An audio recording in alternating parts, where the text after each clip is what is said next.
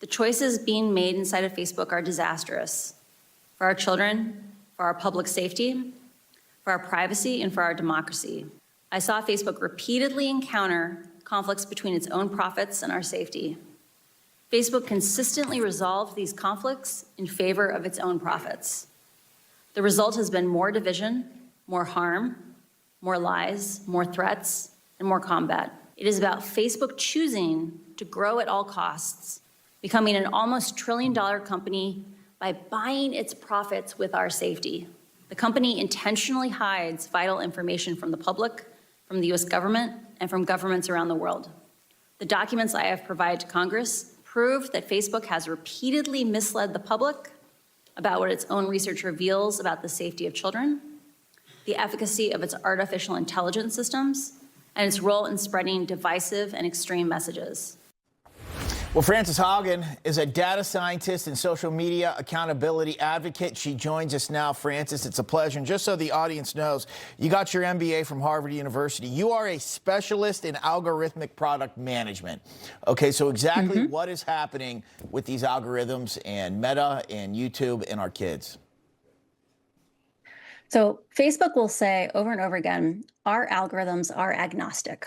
So what that means is they're not intentionally sending self-harm content to kids. It just happens to be because they are so hyper-personalized that if someone starts going down one of these rabbit holes, it can push our kids further and further to extremes. They've known about these problems for 10 years. And yet, instead of taking a proactive stance and saying, hey, we at least want to trim off the worst harm, protect the kids from the most vulnerable, they've continued ahead despite us asking, advocates, parents, governments, asking for progress for years and years. Also, Frances, we know that there has been a lot of denial that any of these algorithms were designed to be addictive, but at the same time, there is evidence. Of course, the study by Jonathan Haidt, I'm sure you're familiar with, that, of course, the Anxious Generation book he wrote inspired Australia to actually change some of their social media policy. So there is a lot of research out there.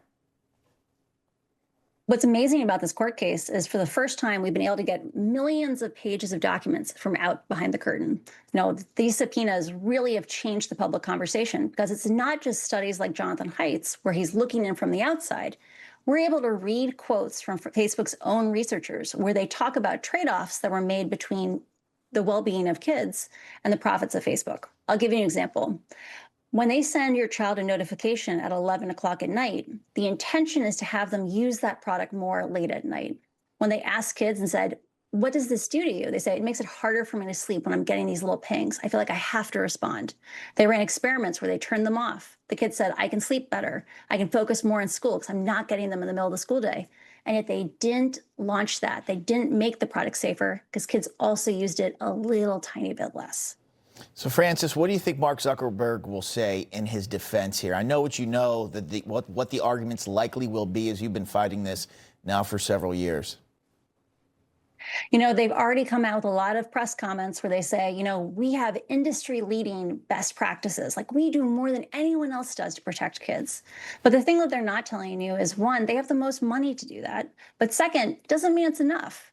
A lot of the safety features they brag about were only launched kind of at the last minute. So either in 2021, right before the UK's age-appropriate design code went into effect, so they would have been forced, or right before Australia announced, we're going to work on banning underage accounts. That's when a lot of the parental control safety features came out. What we need to be asking is, what would have happened if a lot of these features had been launched 10 years ago? Would we still be having this court case? When did Facebook know it should do these things? Why did it choose not to do it when it could have made these products safer sooner? That's where the responsibility lies. Frances, as you said, of course, Meta has the resources to do all of these leading edge, pioneering best practices, even if they're ignoring what the real problem is. Do you think that today's hearing, do you think that some of these social media laws that we're seeing implemented in other countries, do you think this will have a positive effect where people are finally going to collectively agree, all right, this is some dangerous stuff here, it's got to change?